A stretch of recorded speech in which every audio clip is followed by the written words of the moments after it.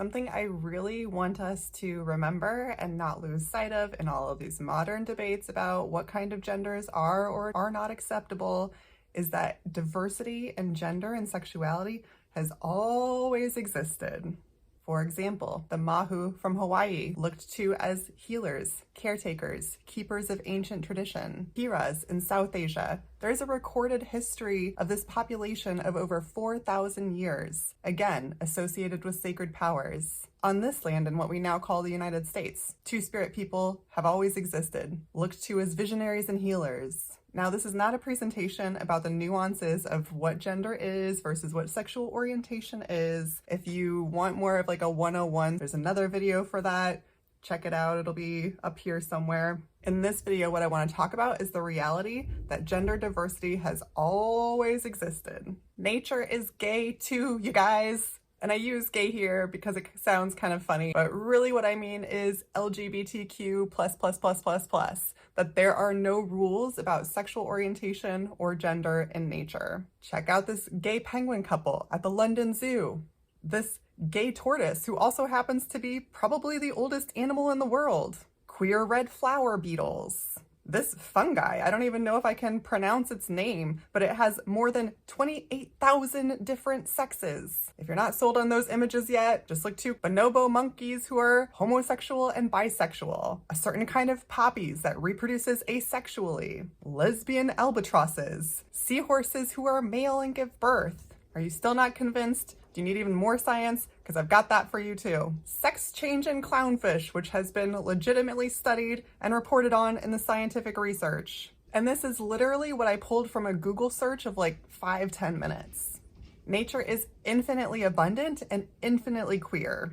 And what I want us to understand about this is that we are nature.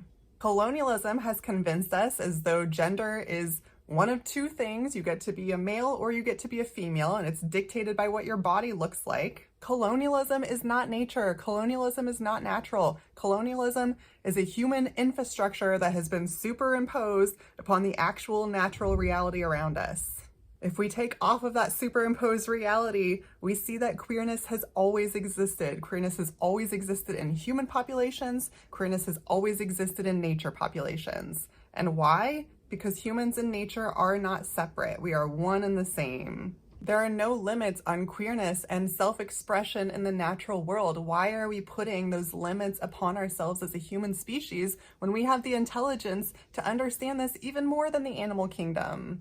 Well, in a cognitive sort of way. I think the animal kingdom actually understands it better than we do on a deeper level. Someone I know once talked about it like this: queerness as in fact a sign of positive evolution in a species, because it's a sign that that species is no longer hyper-dependent upon reproduction in order to keep the population up. Queerness is an opportunity for a species to play around a little bit, to be a little different, to not have to do things only for the purposes of reproduction, only for the purposes of survival. This is why we see queerness in human species being so celebratory and fun and colorful and multifaceted, because it's a recognition of the freedom that exists when we don't have to place ourselves in those boxes and we get to explore and play around a little bit. Queerness is a sign of evolution. The fact that we're seeing more and more people coming out as queer now is a really positive sign for our species. It means we're ready to color beyond the lines.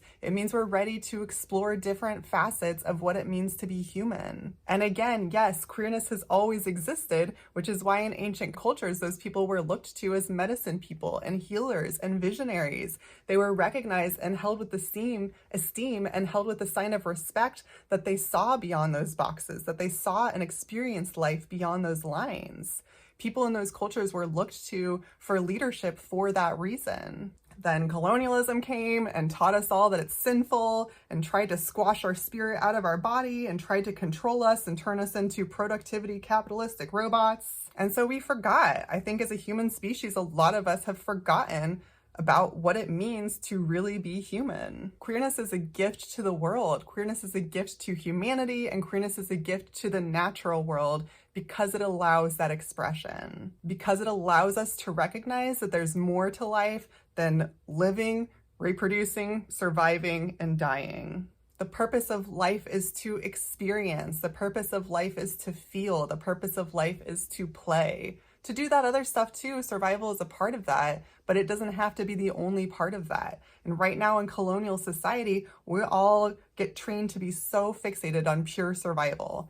Are we working? Are we making money? Are we paying our bills? Are we having children and living the American dream, having a white picket fence? Are we paying our taxes and are we dying? What kind of a fucked up life is that? You know, some of you might be into that, but like, come on, can we have some diversity in the human experience? Can we have some diversity in what our options are for living a happy human life? This is what queerness wants to offer us. This is what queerness has to offer the world. It's a rainbow in a sky of fog. The opportunity to live with a group of radical fairies, which is a counterculture queer movement that's been going around internationally since the 60s, was life-changing for me because it was my first time stepping into a culture of pure expression where there were no rules of who you had to be based on what you happened to look like. People could dress the way they felt like dressing that day, express the way they felt like expressing that way. People didn't treat me a certain way because of how I looked. They treated me as a human. And that allowed me to show up in more fullness of who I truly am. Diversity is a gift to us. Diversity allows us to be more of who we truly are. When other people around us are celebrated and honored and recognized in their difference, and when that's seen as a gift and an asset to the community, an asset to society, an asset to humanity, an asset to the world, to nature, to everything, that kind of existence feels so good. It's freeing, it's liberating. That kind of existence is part of what the queer community is here to bring,